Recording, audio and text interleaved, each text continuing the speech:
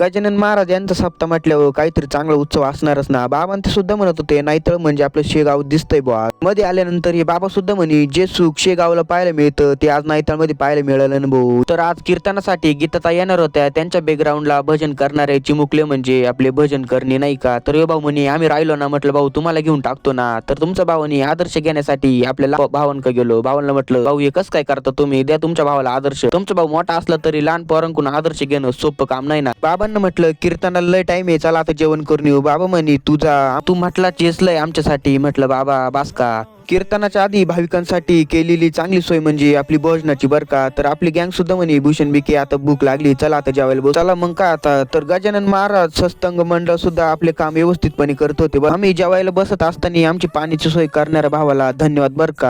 कीर्तन करण्यासाठी सिन्नरवरून ताई येणार म्हटल्यावर काहीतरी स्पेशल उत्सव असणारच ना. मग तसे ताई पुढे येत होते ना, तसे फुलं पडत होते. ताईंच्या स्वागताला काहीच कमी पडू दिलं नाही. ताईने महाराजांच्या गळ्यात हार घातल्यानं ताई टेजवर आल्या असताना ताईचं कीर्तन चालू झालं. मला ताईचं कीर्तन इतकं आवडलं ना. तुम्हाला जर आवडलं असेल ना तर कमेंट मध्ये नक्की सांगा.